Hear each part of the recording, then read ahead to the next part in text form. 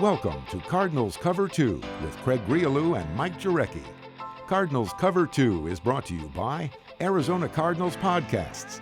Visit azcardinals.com/podcasts. From the Dignity Health Arizona Cardinals Training Center, here's Craig Grialou and Mike Jurecki. So I think I know what the answer is, but I'll ask it anyway here.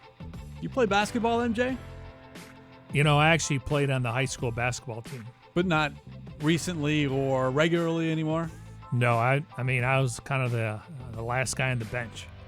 And the only reason I made the team is because my best friend was the best player on the team. Oh, okay. It's and good to know people. And I was kind of like a team manager, even though I was able to dress and I got in there in garbage time. But they're like, there's one guy that can control this guy. And we grew up together. I knew his family. We both were Polish. And so that was the only reason why I made the team. Okay. I haven't played competitively since high school. Every now and then. But, well, not affecting the Arizona Cardinals. But did you see the news, reported news, it's not official, about Green Bay Packers head coach Matt LaFleur? Yes. The Packers have suffered their first injury of the offseason.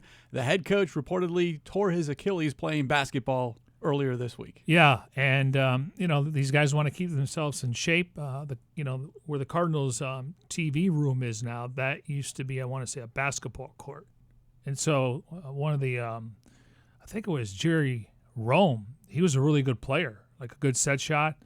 And then Todd Haley, actually, he thought he was pretty good, so he played. And then anytime you get Wiz in there, I think even Darren got invited to one of those events. We used to play when the team trained in Flagstaff. Yeah, and that's that when, was everyone was exhausted like within 10 minutes. Well, you're at 7,000 feet. Yeah. We've been working all day, and I usually go out and have a nice meal and a couple pops. That's when I actually broke my rib from Ken Summers. See what happens when you don't have no meat on your body or your bones? In other words, a lot of football injuries happen playing basketball. Remember with the Chiefs earlier when Patrick Mahomes, that video surfaced of him playing ball. They're like, nah, I don't think so. No. Yeah. So bottom line is, here in the offseason, football players stay away from the basketball court. Yeah, golf is okay, yeah, not basketball. Yeah, I'd be curious to see what those contracts look like. Like no skydiving. I'm sure you can go boating, but you have to have a life preserver on. Snow skiing. I don't know. Off-road. Off-road, the ATVs, yes. Definitely, because that could be dangerous.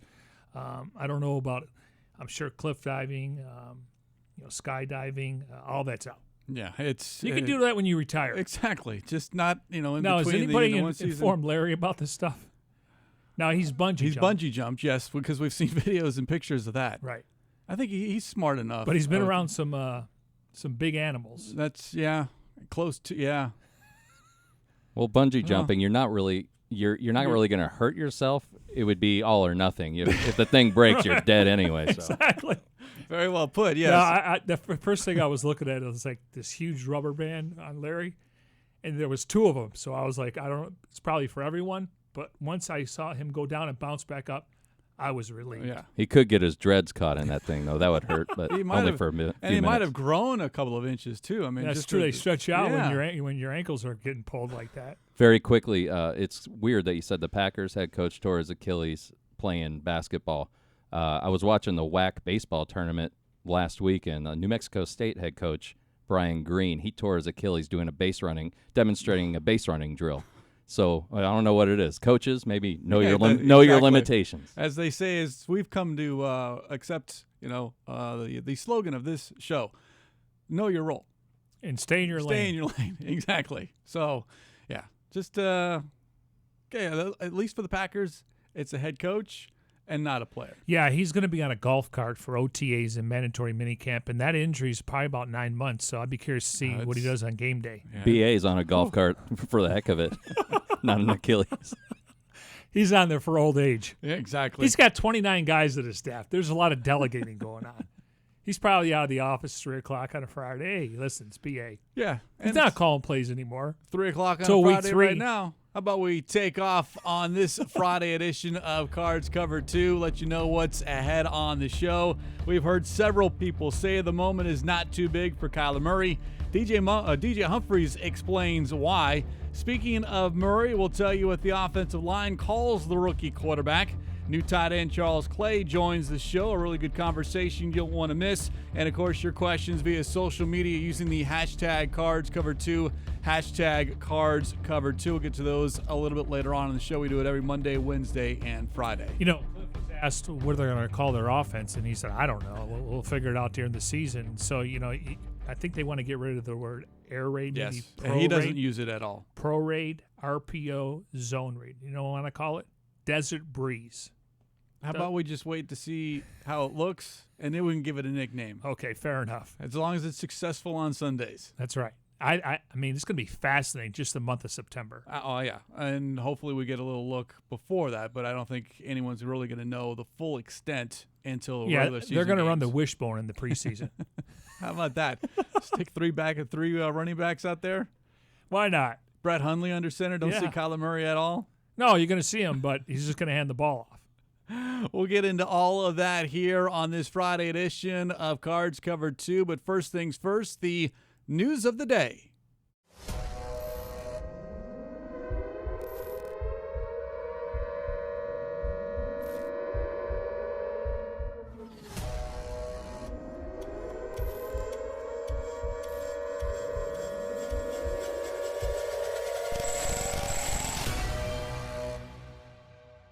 That's right. We are officially 100 days away from Week 1, Cardinals and Lions. Didn't we do this a couple days ago? We did, but that was, as you pointed out, that was the NFL regular season opener on a Thursday. This is the Cardinals regular season opener on a Sunday, September 8th. And by the way, azcardinals.com/tickets. And so if we look at 100 days from today, it's 3 o'clock, so we're going to be right about halftime?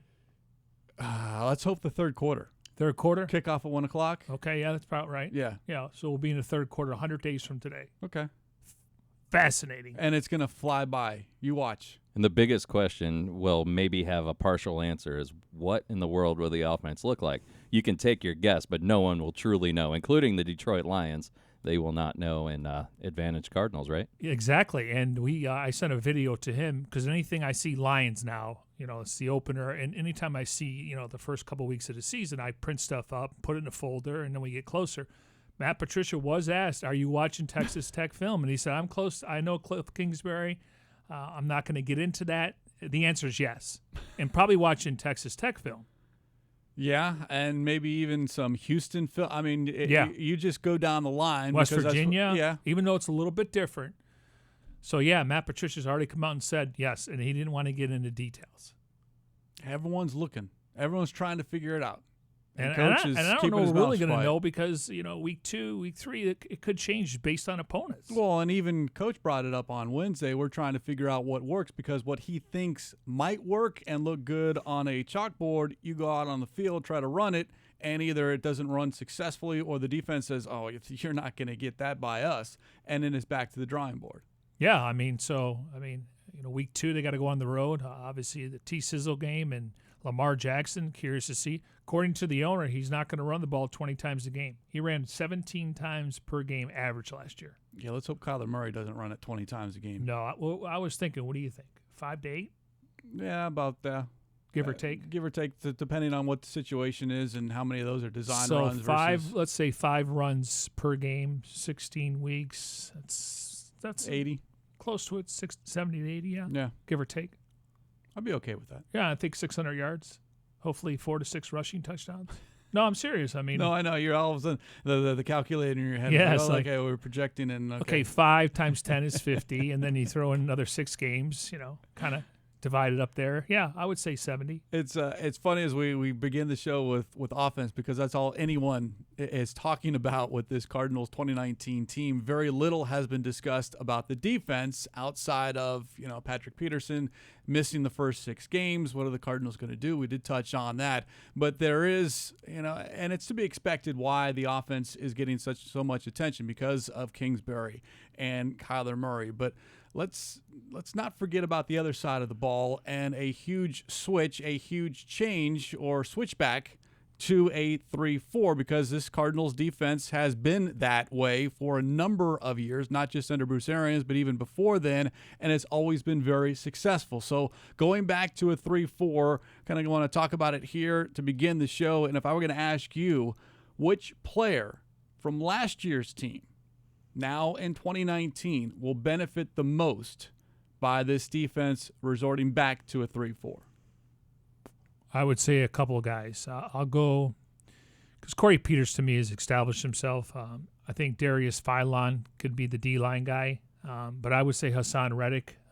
You're going to hear from him, and he feels like he's finally found a home, meaning he's been moving around, had his hand in the dirt in college. Really was benched last year in the first 4 weeks. And then in the secondary, I would think Budda Baker. But I put Swearinger even though he showed up late. Yeah. So there's a couple of guys. But one thing that Vance Joseph pointed out, he thinks there's at least 8 new starters possibly on defense. And I even throw in Chandler Jones Yes. as well, just because of the success Those second guys- quarterback he had a couple of years ago. But the big one, and a lot of people are starting to talk and hear more about, is Haason Reddick, what you talked about. And we didn't see him barely at all those first 4 games of the season. He and Dayon Buchanan on the sideline for much of it, but then after that he played. In 10 of the last 12 games, he was on the field for 100% of the defensive snaps. But here is someone, and I was looking back because Kyle Odegaard wrote about it on azcardinals.com, but his third season, his third different head coach, third different defensive coordinator, and this is a player who in college at Temple was a stand-up defensive end, rushed the quarterback, rushed the passer, yet here in his first 2 seasons, he's been going back and forth, linebacker, outside edge, inside linebacker, depending on what has happened defensively, guys going down, he's been asked to do much, but his head has been swimming these first 2 seasons. But earlier this week, he was in the locker room and just seemed much older, much more mature, and sounded confident because of a couple of things. One, this is his 3rd season, and his quote was, "The experience now is catching up to my ability." And then the other thing is he believes that under this defense that Coach Joseph wants to run, he's going to be solid inside linebacker, no more moving around. Yeah, and that's something he's been wanting. Again, you would think the previous staff, and we've documented it, we've talked about it, you would play to players' strengths versus trying to force something that they're not able to do, at least right away. So it was disappointing what was happening to Dayon Buchanan and Haason Reddick. You're talking 2 former first-round picks. Remember all the speculation? Those guys were on the trade block.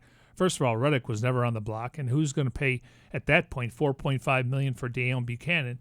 Now, I'm glad that Buck got back on the field, and hopefully he survives now in Tampa. You look at what Reddick did, though, on the field at the end of the season. His numbers are eye-opening considering how he started off the year. He led the team, or led the linebackers, I should say, in tackles. He had over 100. So he had a very good season statistically. The team, of course, did not have a great season. But here's one player that I think, as a former first-round draft pick and a top 15 selection, remember, he was number 13 overall. This is a huge year for him, and I think he knows it as well. Yeah, going into that draft, of course, the Cardinals were looking for a quarterback. Obviously, 2 teams jumped them. Houston getting Deshaun Watson. The Chiefs jumped up and got Patrick Mahomes.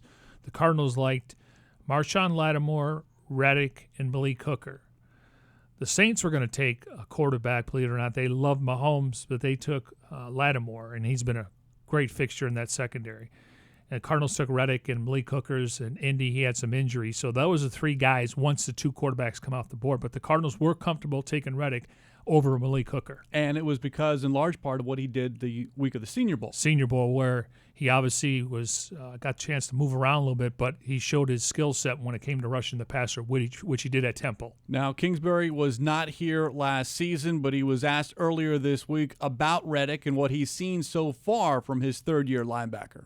Watching him over the years, I remember him in college coming off the edge and things he could do, but he really moves well to the football. I think he's getting a better feel for being off the ball and not always, rushing like he did in college, and so that's been good to see his development. I think having a guy like Jordan Hicks, too, a veteran player next to him is really going to go a long way for him. And that's another name that's kind of gotten lost in the shuffle here so far since the start of not only the offseason strength and conditioning program, but basically since he was signed, and that is Jordan Hicks. Going into his 5th season, the one big splash move, if you will, as far as free agency is concerned. But here's someone that has come in, and he's going to be your anchor of that defense as far as getting everyone set. But those two, Hicks and Reddick, have already bonded, and their communication, according to Reddick, has been very, very good, even just in this little bit of time together. And remember, there's no pads, nothing like that, but you can get that chemistry, and that work now can certainly benefit you come the regular season. Yeah, he's going to have the green sticker on his helmet. He'll be the quarterback on defense. Now, when you look at it, though, Hicks, to me, and Robert Alford, they were huge free agent signings. You could always tell when it comes to years. Nothing against the Brooks Reed and Charles Clays and guys that got 1 and 2 year deals, Sweezy. When you give a guy a 3-year deal at that age, you're looking to extend those guys if they can play up to par. Referring to Robert Alford, a 3-year deal, Jordan Hicks, a 3-year deal. And the Cardinals did give out a lot of signing bonus money because that was the going rate and that was the average in the market. So, yeah, you're going to see a lot of Jordan Hicks. You're going to hear a lot about him. He's going to get overshadowed because of T-Sizzle's relationship with the locals here. Obviously, you got Chandler Jones. Patrick comes back. Buda Baker, Swearinger. But you do have Reddick and Hicks, but you're going to see Hicks all over the field. He's a 3-down linebacker, meaning he does not come off the field. Well, and you need someone not only to help rush the quarterback, to help the back end, but it's stopping the run. And how many times were we in this studio last season on Monday and then again on Wednesday and then, of course, on Friday going into that week? You got to be able to stop the run. And this team did not do that at all last season. Dead last in stopping the run. Oh, that's got to be the number one priority, and that's, to me, want to and will. It's like a rebounding in basketball. You got to want it. And this team could not get off the field on 3rd down. I think they gave up close to 140 yards maybe per game, maybe 145. That has to stop. And nobody's saying that you're going to shut your opponents down because they get paid too, the Gurleys of the world, and you're going to have some good running backs coming in here. Christian McCaffrey, we got to go on the road for him. But meaning, even in Baltimore. So stopping the run is going to be huge, and if they can just cut that in half, now you're talking about a top 5 defense. Well, you just look at what they allowed last year, almost 155 yards on the ground a game. Well, how many times do we hear about gap discipline or gap integrity? It became like a swear word. Yeah. Every week, every Monday, Wednesday, and Friday we would talk about it because that's what the coaches were preaching. Everyone's going to focus on Chandler Jones, Terrell Suggs, and the sack totals. And you look at the back end, is it Robert Alford, Patrick Peterson as far as the number of interceptions? But I'd argue that as far as the backbone of that defense, you need the inside linebackers to really shore up the middle of the field and have a good rotation. It's not going to be all on Hicks, and it's not going to be all on Reddick. But those two, especially with Reddick and him coming into, 3rd season, 4th season, and then all of a sudden it's the question of 5th-year option. What do you do? I know I'm getting ahead of myself, but I think he's one guy that the Cardinals really hope takes that next step, and he certainly sounded like he's ready himself because of what he's learned so far, and even brought up Larry Foote, the former linebackers coach here with the Cardinals, on how much Footy helped him to become a player right now to be ready for 2019. Yeah, and Footy's in Tampa right now, obviously reconnected with Bruce Arians. Now, when you mentioned he led the team in tackles. Linebackers. Up to that point, though, Josh Bynes was leading the team. So, but you want to make those tackles at the line of scrimmage.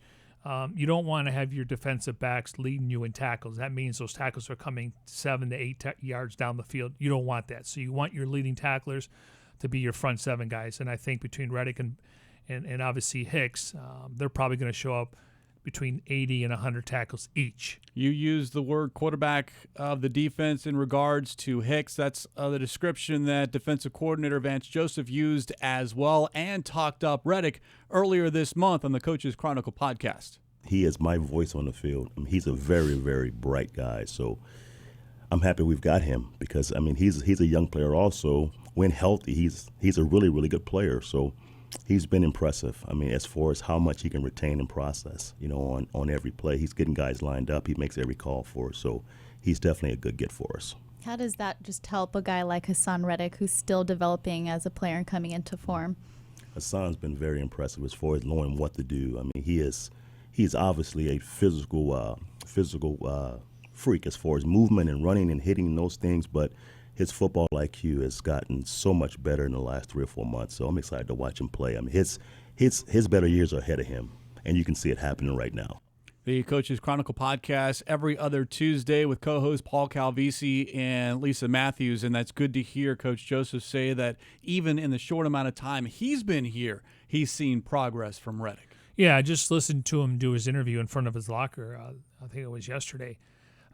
Was the fact that he feels more comfortable, and when you feel more comfortable, you're playing a lot faster. You're not thinking. We talk about that so much, and you see guys usually from year 1 to 2, but he wasn't playing his natural position. So now, to me, sky's the limit for him. But you look at those 2 inside linebackers. Again, they're guys that can play all 3 downs.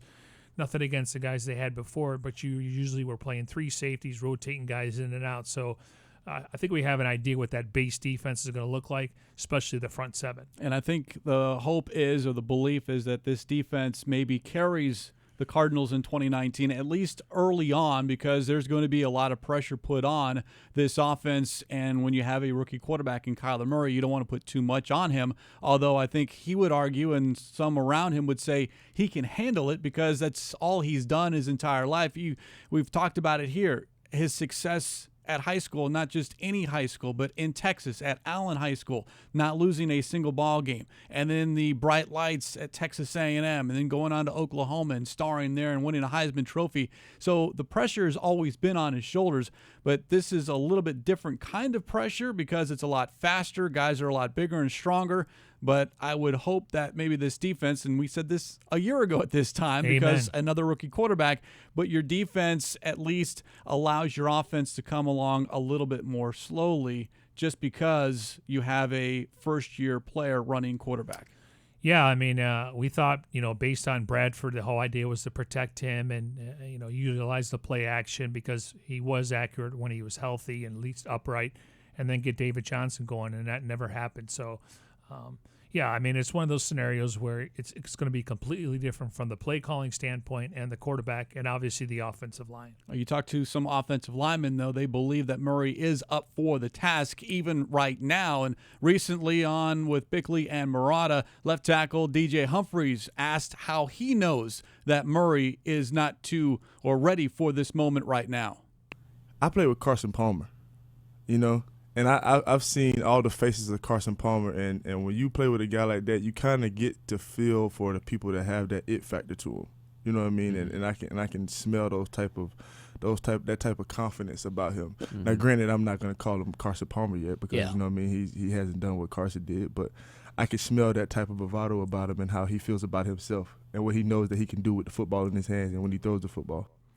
And that's just within the last 2-3 weeks. I mean, the rookies and veterans haven't been together a lot, yet that's heady praise from a veteran, and that's what Humphries is a veteran. Yeah, and that's the sentiment across the locker room. You could talk to defensive players, you talk to offensive players. I mean, David Johnson was smiling from ear to ear when we got a chance to talk to him just what this offense could be.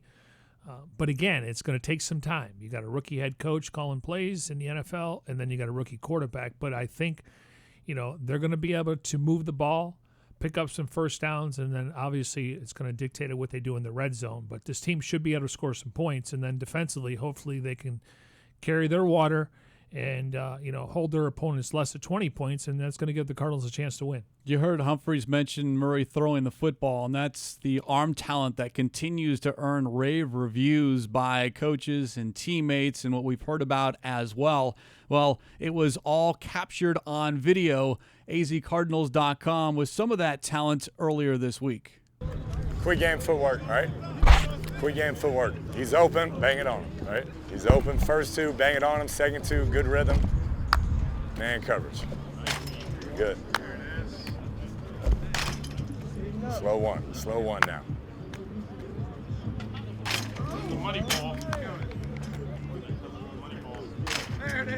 One more, you got one more, you get the magical 5th. There it is, first one of the season. First one of the season.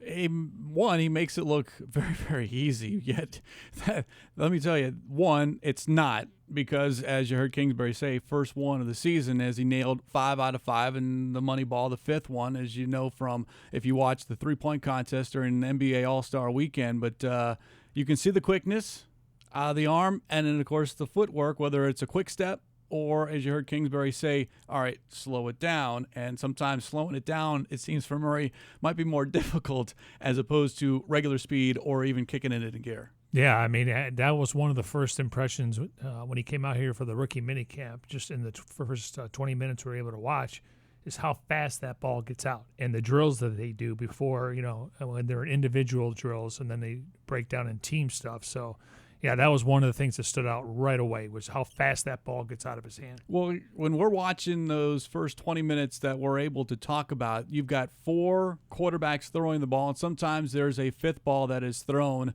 by one of the coaches. So you have 5 potentially people throwing ball to receivers during that initial individual and position drill workout. And sometimes it's a little bit hard, depending on your vantage point, to find out, okay, who's throwing what ball. And I've told several people now, you don't have to find where Kyler Murray is. Just look for the flight of the football because, 1, it's a tight spiral, and 2, usually, depending on where he's throwing it, it's ahead of everyone else's because of that arm strength and the quick release. But it is a different ball, meaning how it looks, than anyone else that this Cardinals quarterback room has. I think you're onto something. So you're saying that maybe during the games, the linebackers or maybe the secondary may not see him behind the line of scrimmage? Yeah, but they'll know when that ball comes out. Oh, no, I get it. And then by the time they realize it, it might be over their head. Well, or he's going to run by you. Yes. And I think that's the hope. That's a good observation, Grialou. Well, thank you. It only took almost an entire year for us to get to this point. Yeah. I'm feeling pretty good now. But I'm just saying, you're right, because sometimes Cliff throws, but they'll have at least 5 guys, and then usually they're all running different routes. Yes. So and because with the number, then you got to players, find number 1 and find out where he's throwing to, because nothing against the other guys, he's going to be the guy. Yeah. You got 5 guys in a line, and you're kind of limited on where we can stand with the media, and it's You're left-handed? Yes, I am. How many would you make? I don't throw a very tight spiral, so I don't know. Well, don't worry about getting rid of it And fast. the other thing, the optical illusion on there, I don't know exactly how far away they were from that netting. Because I'm sure somebody out there's going, I can do that. Yeah, well, yes, of course. From Twitter, your couch, yes. Twitter couch, one of the first comments. It's easy. I could get 5 out of 5. I could do that left-handed. Well, it's no different than kicking a field goal, right? With the Bears. Everyone got I can't remember the kicker's name, but it's escaped. Parkey? Yeah, and then what did they do? They had all the fans outside lining up, and none of them could kick the ball. Not one. And there was nobody rushing either. No. Speaking of the Bears kicker, did you see a name of a guy? They signed quite a few kickers in the offseason. They brought in 8. Did you see the name of one of them, the last name for a kicker? This is hysterical. It's Blewitt. Blewett. Oh, man. For That's a kicker. Perfect for Chicago. And, our friend, bad for the friend guy, of the though. show, Joe Fan from the 49ers, he quote tweeted that and said, and I thought having Joe Fan for a sports reporter was weird. Can you imagine the headlines? You better, with a last name like that, Blewett, you better be 100%. And if you're going to miss, they're going to run that guy out of town. It better be from like 55 yards out. They're going to be looking for Budhead, Kevin Butler. Blewett. They don't have to change that. You can spell it any way you want, but it's going to be Blewett. Wow. I didn't know that. Go by your middle name or come up with a different He may have last been name. cut by now, but I remember seeing the headline. And actually, I saw Joe Fan's tweet, and I laughed so hard because he's like, I thought Joe Fan with 2 N's. Yes. Yes. We'll have him on again when we play the 49ers twice. Exactly. He's good. Good guy. Very good guy. That's funny. That's felt bad for him because that was 2 of our 3 wins last year. I don't feel bad. Why do you feel bad? No, I'm just saying, we like to spread the wealth, but I guess I don't feel bad, but he had to come on here twice to talk about the Cardinals. They have their own problems. That's true. They got a lot of guys hurt, right? Even right now here in the offseason. That's true. So we got our own issues, so we won't worry about them. You bring up that Bears kicker, Blewett, or at least the tryout, whatever it was. We'll have to figure out if he actually made the team. But you can have a lot of fun, with headlines and in the locker room. And how do you know when you've actually arrived or you've made it? When your teammates start giving you a hard time, when you start getting ribbed left and right. Because as they say, if you're being talked about, or if you're being yelled at, it means you're being noticed. It's when you're not getting your name called, they don't know you or you're getting ignored. Same way in the locker room. If they like you, if players like you, if your teammates like you, they're going to get on you. Yeah, because, sometimes Larry and Adrian, they could be like ball busters, but they care. Yes. And they care about you as a person right. and it's not as personal. a player. They just, Correct. there's just saying, hey, your day's not going to go according to plan. We're going to, go to your desk and turn your computer off and take the cords, and it'll all get fixed, but there's some ball busters. Well, here's how you know Kyler Murray is fitting in. His teammates have already started to rib him, especially about his height. I think it's one of the funniest things when you watch guys. It's little slick stuff like, hey, little fella, like little stuff, you know what I mean? Little slick stuff like that, You don't want to ruffle his feathers too, so he might stop bringing us donuts. You know what I mean? But when you see him throw the ball and you see him run past somebody, it's kind of like, it's all right. Okay, this is gonna work. Don't nobody bother the little fella though. Don't nobody bother. You know what I'm saying? Again, that was DJ Humphries with Bickley and Murata on 98.7 FM, Arizona sports station. And yes, his teammates can get away with that. Yes. No one else though. He may be small. He plays big though. Oh, huge. And you can just tell in just a short amount of time. And it's not so much what he's done on the field, but how he acts. And guys have talked about confidence, leadership already. And this is the last day of May. We're not into June yet. And he's already established himself, not a vocal maybe, like rah-rah, but has certainly earned the respect in a short amount of time within this team. I had one offensive player tell me he's a stud. And he was talking about just everything he brings to the table. Command of the huddle, his cadence, when to throw the ball, go through his progressions. He's a rookie. He's, 20, 21 years old. So there's going to be some growing pains. But I think that if they put the right talent around him, and obviously with Sean Kugler as the offensive line coach and Cliff Kingsbury as the play caller, it's going to be night and day from a year ago. It is a Friday edition of Cards Cover 2 here from the Dignity Health Arizona Cardinals Training Center as we broadcast in our Bose QC35s. Go to Bose.com for more information. And a reminder, if you ever miss a show, you can download it as a podcast via Apple Podcasts, Spotify, Stitcher, Google Play Music, TuneIn, and SoundCloud. And don't forget, all of your favorite Cardinals podcasts can be found at azcardinals.com/podcast. We know the Cardinals do great work in the community, and now they're asking for you, the Cardinal fan, to get involved as well. In honor of its 100th season, the NFL is inviting fans to join the Cardinals players, and the other teams in a volunteer initiative called Huddle for 100. The goal of the campaign is for NFL fans to donate 100 million minutes of time to help shape what our communities will look like for the next 100 years. Fans that do donate will be entered for a chance to win a VIP experience at the Super Bowl this season in Miami and other great prizes. And, of course, all of the information can be found at azcardinals.com/Cardinals Huddle for 100. A great initiative by the NFL that the Cardinals want you out there to be a part of as well. Well, Wednesday this week, Kingsbury was asked about the tight ends on the roster. Call them a diverse group, meaning they each bring something different. There are 6 tight ends right now on the roster, and some are similar to others, but they all were brought here for a reason. Yeah, let's start off with Charles Clay, who you're going to hear from momentarily here. He's the guy that signed a 1-year deal, started his career in Miami, and then he played in Buffalo. He really didn't fit in the offense last year. They had a rookie quarterback in Josh Allen. Maybe didn't have the weapons. But he's a guy that can block, and I think he's going to be involved in the passing game, that pop pass where it's a quick throw for the quarterback if he can get over the line, which Murray only had 5 batted balls down. We know Max Williams is a guy that's more of a blocker, but he can also catch the ball. I anticipate he's going to play on special teams. Ricky Seals-Jones, a little disappointing last year. He obviously is a guy that's more of a pass-catching tight end. They want him to get a little bit stronger in the upper body, especially his hands. So when that ball comes to his hands, he can catch it versus catching it with his body. And then you got Caleb Wilson, who's led the Pac-12 in receiving yards, really good route runner. I think he's more of a practice squad eligible guy. And then you throw in a couple other guys. But for the most part, I would say if I had to rank them right now, Clay, Williams, and then Ricky Seals-Jones, and I would put Wilson in there. I do think he's a guy you look at the practice squad if possible. Now, injuries always occur, and next man up at that position. Versatility is the one word that Kingsbury used to describe Charles Clay, and we had a chance to talk with Clay this week. The first offseason addition on the offensive side of the ball made by the Cardinals, and a player Kingsbury remembered back when he was coaching at Houston and Clay was playing at Tulsa. And that's where we started our conversation. Well, Charles, I'm not exactly sure when you first realized that Cliff Kingsbury was going to be in your future, but he certainly did, because this was back at the Combine. A question was asked to him about you, and, well, he brought up your college days at Tulsa when he was still at Houston.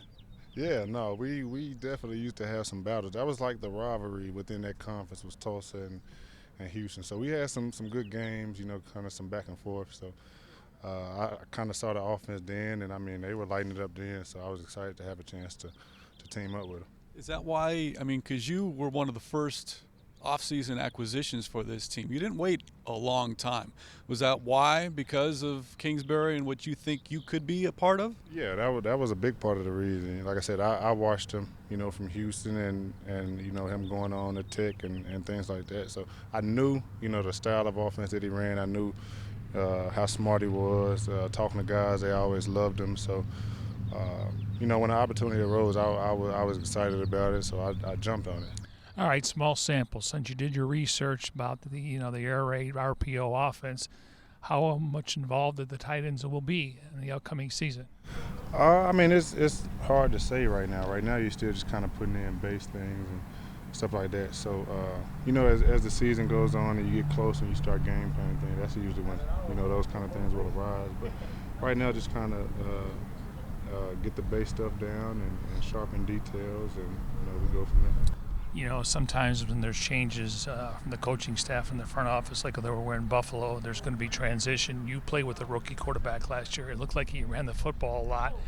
What was that like? And then obviously a difference in Kyler Murray's mobility, but what was it like playing with a rookie quarterback last year?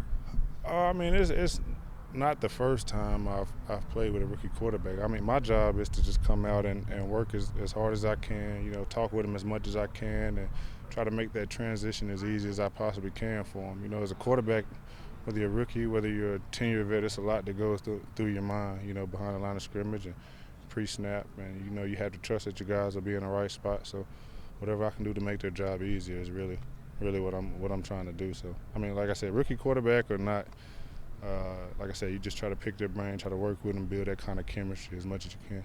I grew up in Niagara Falls, right outside Buffalo. Passionate fan base.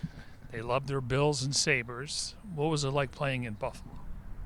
It was everything like you said. It was a passionate fan base. It was a lot of fun. It's one of those football towns, and I'm excited about the opportunity to come here. I've heard about the fan base here and things like that. So to come here, go from one passionate fan base to another, I'm just gonna come out here and work extremely hard, work as hard as I can, and hopefully it'll pay dividends. So we'll see. Buffalo, Phoenix, no brainer. That's why I moved here. It's definitely it's one extreme to the other. You go from really cold weather to I get out here and I think it's hot, but people say this is nothing yet. So I guess we'll see. So I'm definitely excited about the situation and to get out here with a good group of guys who welcomed me with open arms into the locker room. So, I couldn't ask for a better group of guys to be around. 4 seasons in Buffalo, 4 seasons in Miami. What's it going to be like now in the NFC? Or is that even an adjustment at all? I've been in pretty much in the AFC East, my entire career. So, it'll be, at the end of the day, it's football. You play some of these teams throughout your career and things like that. But, yeah, well, I guess we'll just see. I've always watched a lot of the teams that's in the division, so I know that the rivalries, they stem pretty deep. So to come in and join that, I'm excited about it. So your first year here with the Cardinals, but in that tight end room, you're the vet. Going into your 9th season. So talk to us about what you're seeing so far. I know it's early, but the other guys that are sharing that room with you. We have a really good group. We got a lot of guys in the room. All of them come out and work extremely hard. We got some guys who, converted receivers, moving to tight end, and, some guys that's been, tight ends throughout. But all bring something different to the table, and we're all kind of leaning on each other. And that's the good thing about our group. It's always, competition in any position room, but guys are leaning on one another. You come off the field, guys are talking to you, letting you know what they would have done and things like that. And you just don't get that in all rooms around the league. So it's a good sight to see, and it stems from the type of leader we have, in our tight end room, who is, our position coach. That's kind of the way he coaches and things like that. So it trickles down, and I feel like our group, we just kind of learn from each other, and that's a good thing. I was reading at the Senior Bowl, you played a little bit of H-back and fullback, turned some heads there, and then you go to the Combine. So that's where you cut your teeth? Was it more from blocking and then become a receiving tight end? I guess so. In college, I didn't really do much of it. Because like you said, I was an H-back, and then, I got to Miami. Well, Combine is when I was with the tight ends doing all the drills, and that was really like the first time I had done any of that type of stuff. So it was different. It was an adjustment period, but like I said, you come out and you watch guys and you learn from guys. And I was fortunate to have some good veterans when I got to Miami that would, take extra time out and work with me and things like that. So, that's the same thing I do whenever I get rookies come in. I'm going to work with them and help them as much as I can. Any knowledge that I have, I'm going to pass down to them because that's what was done to me. So, like I said, I was fortunate. So it's kind of the way I am now, too. All right, we'll get you out of this with this question as far as away from football. I mean, it can't be all football 24/7. So what does Charles Clay like to do when there is downtime? I'm a homebody. I sit at home, my wife and my daughter. We watch movies. We play over it. Like I'm literally just a homebody. We go out to eat. It's pretty boring, when I start to say it out loud. I guess I shouldn't say. Hobbies, anything, nothing. No, I play the video game every now and then. But pretty much I'm at home with my wife and daughter just playing with them. There's never a dull moment at home anyway, so I guess I shouldn't say it's boring. That kind of sounded bad. No, a nice family man. Yeah, exactly. There's nothing wrong with being a family man. No, that's pretty much all there is to it. Like, especially around this time of year, you come in, get your work done, and go home. Do things to try to take care of your body, study film, things like that, and just spend as much time with them as I can. Well, welcome to the Cardinals family here. I appreciate it. Thank you all for having me. Look, there's nothing wrong because there's very little downtime once the season begins, so you take advantage of that time right now. Spend it with your family, and appreciate Charles Clay spending some time with us here on Cards Cover 2. Look, he's a big target, 6'3", 250-plus pounds, and I don't know how many times the ball will be thrown the tight end's way. I think a lot of it will depend on situation and what happens with the defense and what they target, but you're going to ask that tight end to maybe be another offensive lineman and then maybe go out. But I think the tight end, and we're all speculating here, but it is going to play a role and an important role that maybe doesn't find its way into the stat sheet. Yeah, I mean, we don't know when it comes to personnel-wise. I mean, you got to think 11 personnel, 3 wide, 1 tight, 1 back. That would be Charles Clay. Now they go 4 wide, 1 back. Then obviously you're not going to have the tight ends on there, and that'd be based on matchups, trying to get guys in space. But I do think he'll be the starting tight end. And then Max Williams will definitely get some reps, and then Ricky Seals-Jones. All depends on down and distance, red zone opportunities, third down. So I think he'll be your starter, but I think they're all going to get playing time. Yeah, good position group to pay attention to in training camp and the preseason as far as who's succeeding, who does what well, and then, of course, it's a numbers game. How many do you keep? Yeah, and I was a big Jermaine Gresham fan. Unfortunately, he tore his Achilles. He missed a few weeks and then takes really probably another 4 weeks to get into football shape, very similar to Marcus Golden. And his cap number was too high. The Cardinals obviously were happy when he decided to come here and sign for 3.5 without coming off back surgery. So he knew that they were going to take care of him, and they held him to their word, and they did. Unfortunately, just cap-wise, and then when you bring in a new staff, maybe he wasn't suited for what they were looking for. We continue here on this Friday edition of Cards Cover 2 from the Dignity Health Arizona Cardinals Training Center and broadcasting in our Bose QC35s. For more information on how to get a pair, go to Bose.com. And, of course, a reminder, if you ever miss a show, you can download it as a podcast via a number of different platforms: Apple Podcasts, Spotify, Stitcher, Google Play Music, TuneIn, and SoundCloud. And don't forget, all of your favorite Cardinals podcasts can be found at one location, azcardinals.com/podcast. And with that, How about we hear from the Bird Gang as they sound off on this Friday afternoon using the hashtag CardsCover2, hashtag CardsCover2, and we'll begin with Instagram. User at J_Wilson28 wants to know, how can fans rest assured that we have addressed our O-line issues? Well, first of all, hiring Sean Kugler, and I was a Russ Grimm fan. He was kind of stubborn, but that team did get to the Super Bowl with Mike Gandy and Levi Brown at right tackle and left tackle. I thought George Warhop was a good coach. I think this is probably one of the best offensive line coaches. Let's start there.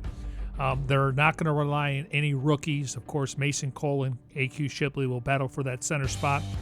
The key is going to be staying healthy, and we can't predict when that's going to happen. But these guys are coming off an injury, or in this case, Pugh's practicing, DJ Humphries is practicing, Shipley's practicing. The only guy we're kind of waiting for is Max Garcia. So, health and then coaching will make a big difference at that position. Yeah, I'm glad you brought up Kugler because I think that's going to be instrumental in how well this offensive line plays in 2019.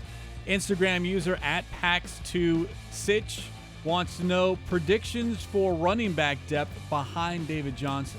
I would go Chase Edmonds, and then I would go DJ Foster and TJ Logan, and they have a couple other backs. Don't forget Dante Strickland out of Syracuse. Dante Strickland out of Syracuse, Xavier Turner, and then Wes Hills. He's kind of got a different body. He's more built like David Johnson. So I'd be curious to see how many they keep there. Logan is obviously an option. At kick returner, I think Christian Kirk could be the punt returner unless somebody beats him out. So I think one guy will go on the practice squad. Now it comes down to numbers, but Chase Edmonds and David Johnson will be the 1-2 punch. Another running back question, this from at Andy_Hey. Can we expect 2 or 3 running back sets in Cliff's offense? I could see multiple. I don't know about 3. Obviously, you want to get your playmakers on the field, but I could see David Johnson going out as a wide receiver, and I could see Chase Edmonds in the backfield when they're in the shotgun. And I think David Johnson as a wide receiver is what we all hope to see more of in 2019. Exactly. Let's move to Twitter as the Bird Gang is sounding off here using the hashtag CardsCover2, hashtag CardsCover2, user at MBS365. In light of the latest flight plan, which featured a lot of Larry Fitzgerald, how many more seasons do you think he could play, putting his mind and body through the daily grind? Well, only one guy can answer that. It's Larry Fitzgerald. He usually takes a little time off after the season, and I don't think it has anything to do with Cliff Kingsbury. I don't think it has anything to do with Kyler Murray. And if it is his last year, I know he wants to go out with a bang. So Larry will make that decision when the season's over. Real quick, for those that might have missed the latest episode of Flight Plan, episode 7 debuted yesterday. You can go to azcardinals.com/flight plan. Very well done, as they all are. And, of course, this one titled Follow the Leader centers a lot on number 11. And also Kyler Murray and the 3 wide receivers. And so they give you great content and access when it comes to behind-the-scenes stuff. A lot of stuff in there with Kingsbury and Steve Keim and Michael Bidwell. We also have our all-employee meeting in there where we got a chance to hear from Steve Keim, Michael, and obviously Kingsbury. So that was nice to have that in there because, we work here, but also they want to let us know what's going on, and they've been busy. So really encouraged what they've done from a standpoint of a staff and personnel and the roster. Back to your questions via Twitter. User at DaveMet666 wants to know, at this time of the season, how do you see our division rivals? And the added greetings from Spain. Spain, very so nice. So welcome. Clearly, the Rams, they're going to have to play a first-place schedule this year. We don't know, Gurley, are they going to try to hold him out? I mean, not hold him out, take it easy on him early in the season and then make sure he's ready to go in the postseason. So whether they go 12-4, 11-5, anytime they got Pete Carroll and, Russell Wilson, they're a 9 or 10 win team, it seems like. They're very effective at home, even though the Cardinals have had some success up there. San Francisco, you got Jimmy Garoppolo. When he was healthy, he was productive. Kyle Shanahan runs similar offense to Matt Nagy and Sean McVay, and Kyle Shanahan does similar there. So it's going to be interesting. So right now, they hopefully can win some division games. You got to win some home games. Now, the good news is Patrick Peterson's only going to miss one division game. He'll be able to play in 5 once he gets back in Week 7. And that one division game is against Seattle. Not a question from Twitter, but at White11D, just a little bit of a note. The Cardinals do a phenomenal job keeping us fans in the loop. He was referring to Flight Plan and taking us behind the scenes. Also, at Mike Jurecki and at Craig AZ Sports do an awesome job with hashtag Cards Cover 2. Appreciate that. And he's a huge fan. He lives in New York. He's followed us for a long, long time, and so he bleeds Cardinal red, so we do appreciate his passion. I think he lives in Binghamton, New York. I think that was Jurecki's burner account, wasn't it? No? I don't know. I don't have a burner account. Well, it's a nice way to end this segment, So we Bird Gang got a- Sound Off, so- and close off a Friday. Yes, and we got a question from Spain and Binghamton, New York. Yeah. And I'm sure the British Bird Gang is all over Twitter, and I think it may be 4 a.m. there. We need to, because we're getting a lot of these questions overseas, if there's a way that, for wherever. You're always looking for a free trip. No, I wouldn't say free. I just it would be nice. Wouldn't it be nice to go to Spain? At what time of the year? Okay, that's true. Although I don't know their seasons very well. Yeah, me neither. Is it like Australia where it's like completely reversed? Yeah, there's so many other places I can choose to visit. All right. We get to Like Buffalo, New York. I'd much rather go to Spain. I would too. I got family there, though, so I'll be there in a few weeks. That's true. from now. Appreciate all the Bird Gang wherever you are here and reaching out. We appreciate the questions using the hashtag CardsCover2, hashtag CardsCover2. Keep them coming. We'll be back with you next week as well. We always enjoy hearing from you out there. And with that, we will say so long for this Friday. Special thanks to those behind the scenes: Tim Delaney, Jim Omohundro, Grayson Choi, Jackson Sipes. For my partner, Mike Jurecki, I'm Craig Grialou. Have yourselves a wonderful weekend. We'll talk to you on Monday here on Cards Cover 2.